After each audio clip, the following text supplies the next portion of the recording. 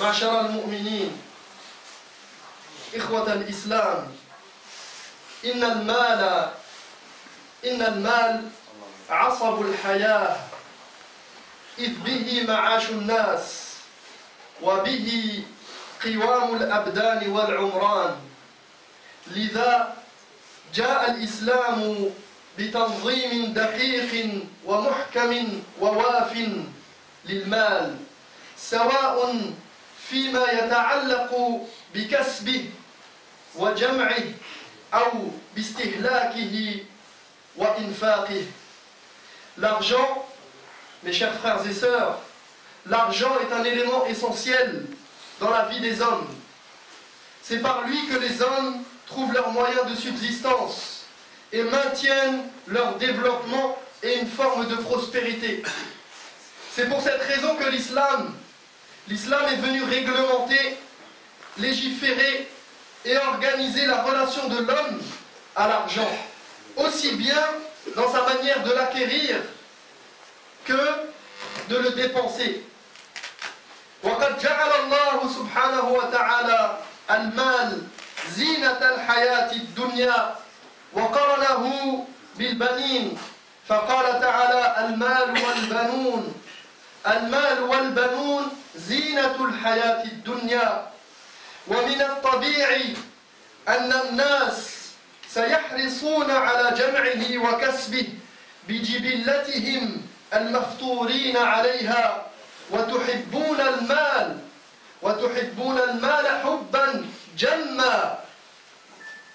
Allah subhanahu wa ta'ala a fait de l'argent et des richesses la parure de ce bas monde. Et il a comparé cela aux enfants. Il nous dit, richesse et enfants sont la parure de cette vie. C'est donc normal que les gens cherchent à l'obtenir et à amasser cet argent. Que les gens cherchent à obtenir et amasser des richesses. Cela fait partie de leur nature profonde. Allah subhanahu wa ta'ala nous parle de cette nature et nous dit votre amour pour les richesses est sans borne. Votre amour pour les richesses et pour les biens de ce bas monde est sans borne. Vous aimez tellement ça.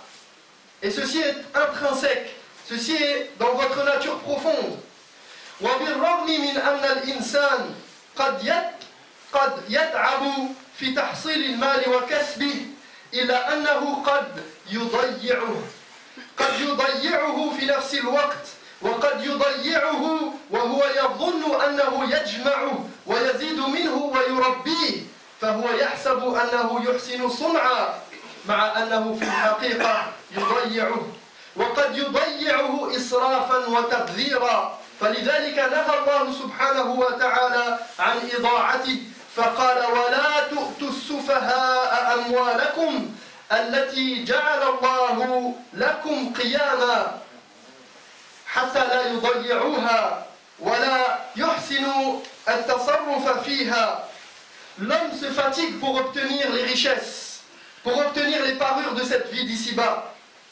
Il se fatigue pour obtenir des enfants, pour obtenir les richesses, et pourtant il est capable de tout gâcher en un rien de temps. Il se fatigue pour gagner de l'argent, physiquement, moralement, intellectuellement, et dans le même temps il se peut qu'il le gaspille, alors qu'il pense qu'il est en train de l'amasser et de le faire fructifier. Il a l'impression de le préserver, voire d'en gagner plus, alors que peut-être il est en fait en train de gaspiller cet argent. Or, Allah subhanahu wa ta'ala nous a interdit de gaspiller notre argent et nos ressources. Il nous dit وَلَا تُؤْتُوا السُّفَهَاءَ أَمْوَالَكُمْ. Ne laissez pas aux incapables, le soin de gérer votre argent qui est votre moyen de subsistance, par peur qu'ils ne le gâchent, qu'ils ne le gaspillent, ne le dilapident ou ne sachent pas en faire bon usage. قال تعالى ولا تسرفوا إنه لا يحب المسرفين وقال تعالى ولا تبذر تبذيرا إن المبذرين كانوا إخوان الشياطين. Allah subhanahu wa ta'ala a dit ولا تسرفوا, évitez de gaspiller, évitez tout gaspillage, car Allah n'aime pas ceux qui gaspillent. Et il nous dit ولا تبذر تبذيرا ولا تُبَذِّرْ. Évite toute forme de gaspillage, car ceux qui gaspillent, et là il nous donne une description et il les compare. Il dit, ceux qui gaspillent, ce sont les frères du diable. Ikhwan al-shayatin, ils sont comparables au diable. Allah subhanahu wa ta'ala les a comparés au diable. ونظرا لأهمية المال في حياة الإنسان فقد حرم الله سبحانه وتعالى الاعتداء على الأموال بأي صورة من الصور فقال تعالى ولا تأكلوا أموالكم بينكم بالباطل وتدلوا بها إلى الحكام لتأكلوا فريقا من أموال الناس بالإثم وأنتم تعلمون. L'argent a tellement d'importance dans la vie des gens qu'Allah subhanahu wa ta'ala a interdit strictement toute forme d'atteinte au bien des gens, quelle qu'en soit la façon. Et il nous dit وَلَا تَأْكُلُوا أَمْوَالَكُمْ بَيْنَكُمْ بِالْبَاطِلِ. Ne prenez pas les biens des uns des autres, ne prenez pas les biens d'autrui injustement, ne les offrez pas non plus, ces richesses, ces biens que vous possédez, pour corrompre les juges. Ne les offrez pas non plus aux juges, dans l'espoir d'obtenir les biens d'autrui, de vous accaparer les biens de quelqu'un d'autre, injustement, et alors que vous savez.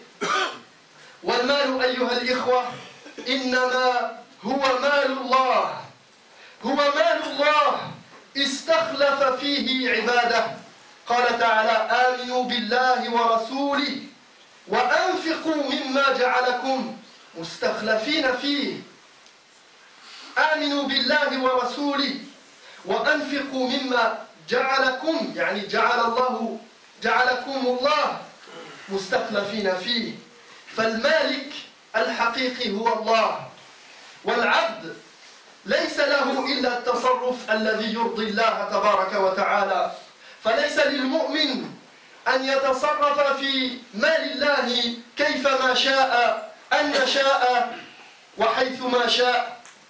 Sache, mon frère, ma sœur, qu'en vérité, l'argent, ce n'est pas le tien.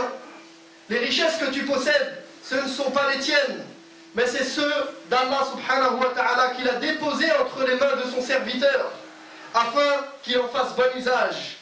Allah nous dit Aminu billahi wa rasuli, croyez en Allah et en son messager, et dépensez de ce dont Allah vous a fait les dépositaires. L'argent qu'il t'a donné, l'argent que tu possèdes, que tu acquiers, eh bien Allah il t'en a fait le dépositaire. Tu en es le garant, tu en es le responsable. Donc le véritable possesseur, c'est Allah subhanahu wa ta'ala, et le serviteur a simplement le droit de l'utiliser et de le dépenser de la façon qui plaît le plus à Allah subhanahu wa ta'ala, mais il ne lui appartient pas d'en disposer comme bon lui semble. فقال صلى الله عليه وسلم لذلك كره الله لكم ثلاثة قيل وقال وكثرة السؤال وإضاعة المال.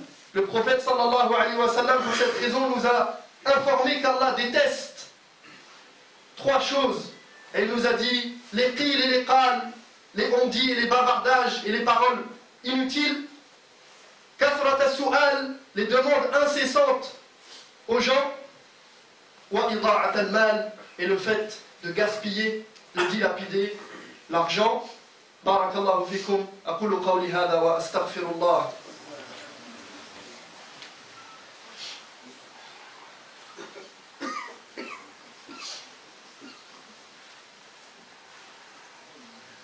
الحمد لله حمدا كثيرا كما أمر أشكره وهو الذي وعد المزيد لمن شكر عباد الله اتقوا الله فيما أمر وانتهوا عما نهى عنه وزجر وأخرجوا حب الدنيا من قلوبكم فإنه إذا استولى أثر وأشهد أن لا إله إلا الله وحده لا شريك له وأشهد أن محمدا عبده ورسوله صلى الله عليه وسلم. Essayez de resserrer au maximum les rangs, de prendre chaque parcelle de la mosquée. Barakallahu fikum, il y a des frères qui attendent dehors. Ayyuha al-ikhwa, le gaspillage des ressources, des biens, de l'argent, ça commence par la négligence, par le fait de ne pas prendre soin de ce qu'on possède, de ce dont on a la charge, les ressources dont on jouit quotidiennement, que ce soit à l'échelle publique ou bien à l'échelle privée, à l'échelle individuelle. Et parmi le gaspillage, parmi les formes de gaspillage que l'on connaît actuellement aujourd'hui, il y a le gaspillage des ressources naturelles, comme l'électricité, comme l'eau. Vous savez que aujourd'hui, quand on prend un bain ou une douche, on gaspille énormément, alors qu'il fait partie de la sunna du prophète alayhi salatu wassalam, d'économiser l'eau. Le prophète alayhi salatu wassalam, il faisait les ablutions avec très peu d'eau. Il faisait les ablutions avec un moud.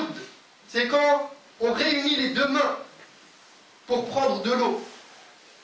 Donc, cette quantité-là, qui équivaut à peu près à un demi-litre d'eau éventuellement, suffit pour faire les ablutions. Et pour le ghusl, un sa' qui équivaut à environ maximum 3 litres d'eau. Alors que quelqu'un aujourd'hui qui prend une douche de 5 minutes, vous savez combien il dépense d'eau? Il dépense minimum entre 60 et 80 litres. Et s'il prend un bain, cela passe de 150 à 200 litres d'eau. Alors que la sunna du prophète, alayhi salatu wassalam, qu'on prétend suivre, elle nous demande, elle nous recommande de ne pas dépasser une certaine quantité d'eau.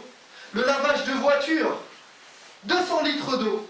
Alors que vous avez dans certains pays qui sont privés d'eau, et on l'a vu, vous allez dans certains pays chauds, où il y a beaucoup de sable, eh bien le sport national, dès le matin, c'est de laver la voiture. 200 litres d'eau dans un pays qui connaît des coupures d'eau dans la journée. Donc imaginez, l'électricité aujourd'hui, la lumière, les ordinateurs, les téléphones portables, la télévision, tout ce qu'on consomme. Et sachez que ce sujet n'est pas anodin et n'est pas à mettre de côté. Pourquoi? Parce que aujourd'hui, dès que vous voyez les informations, dès que vous voyez un conflit international, des guerres, que vous entendez parler de terrorisme, des terroristes, les islamistes, les djihadistes, les salafistes, tous les nomistes que vous voulez, qui sont collés à l'islam, quelle est la cause principale? Souvent, il n'y a même pas d'existence de quoi que ce soit dans cette région-là. Il n'y a aucun problème, voire c'est quelque chose qui est de côté dont personne ne parle et qui n'importe personne. Mais on voit qu'il y a une intervention militaire là-bas. Le Mali, par exemple. Prenez ce qui se passe au Mali. Pourquoi pensez-vous que l'Occident s'intéresse au Mali? Est-ce que c'est pour la liberté des peuples? Pour sortir les pauvres opprimés par l'islam? Eh bien non. Sachez que le Mali possède de nombreuses ressources, des ressources naturelles, des minerais, de l'or, de l'uranium, du diamant.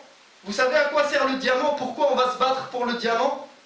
Non pas pour faire des beaux colliers pour offrir aux femmes, mais parce que le diamant, c'est ce qui permet de forer. C'est le matériau qui permet de forer la terre le plus profondément pour aller chercher quoi? Pour aller chercher le pétrole. Alors sachez que tous les endroits où vous trouvez des conflits, hormis le fait qu'il y a parfois une volonté d'assouvir le peuple et de le faire se plier à certaines croyances, il y a aussi le paramètre, pensez toujours, dès que vous entendez un conflit quelque part dans le monde, cherchez les ressources naturelles de ce pays, vous trouverez la réponse. Vous trouverez pourquoi on s'intéresse à ce pays, pourquoi on a envoyé des armées, pourquoi on est parti combattre là-bas. Ce n'est pas pour libérer les peuples, mais c'est pour le capitalisme, pour faire fructifier les intérêts de certaines entreprises. Donc, c'est un enjeu aujourd'hui économique, les ressources naturelles. Parmi les formes de gaspillage, il y a aussi tout ce qu'il y a au niveau de la nourriture.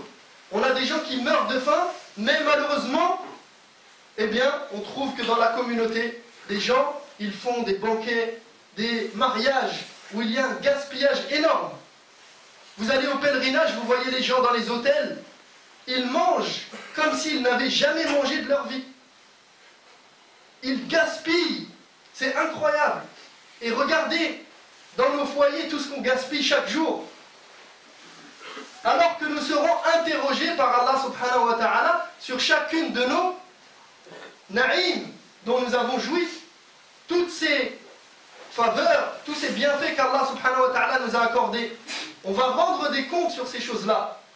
Donc nous, les musulmans, ce sont les premiers à être les plus écologistes. S'il doit y avoir des écolos, c'est les musulmans. Et malheureusement, non. Et pourquoi ils seraient écolos? Non pas pour X ou Y raison, parce que Allah subhanahu wa ta'ala leur a ordonné, parce que Allah les a fait dépositaires, les a fait avoir la lieutenance sur terre.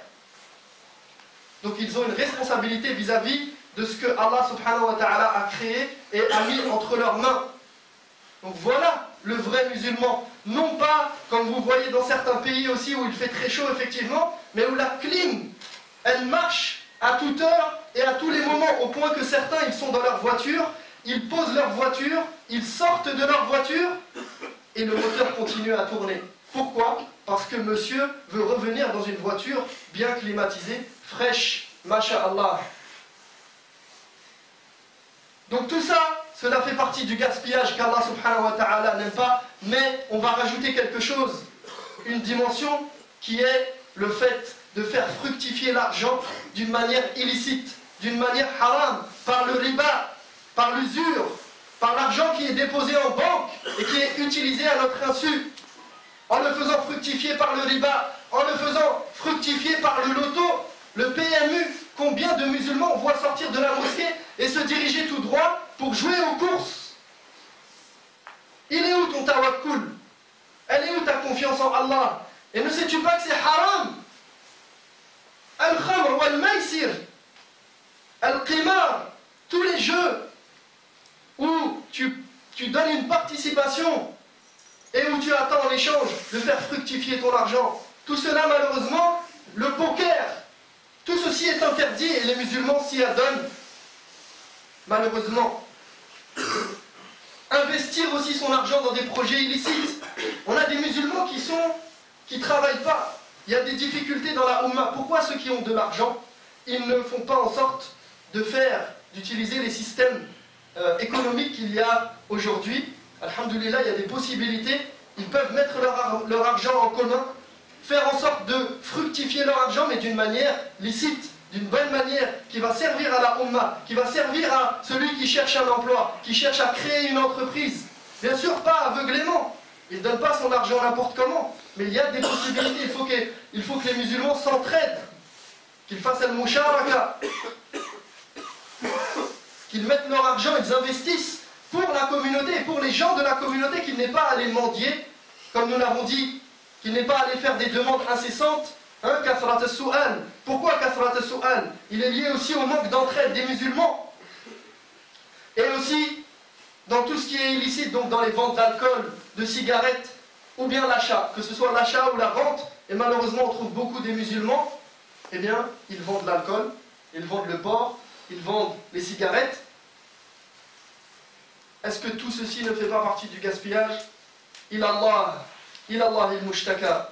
اللهم اغفر لنا ذنوبنا وإسرافنا في أمرنا وثبت أقدامنا وانصرنا على القوم الكافرين. اللهم تب علينا، اللهم اغفر لنا، اللهم ارحمنا، اللهم اشف مرضانا ومرضى المسلمين، اللهم اشف مرضانا ومرضى المسلمين، اللهم اشف مرضانا ومرضى المسلمين. Il y a un de nos frères qui faisait la prière, qui fait souvent la prière ici.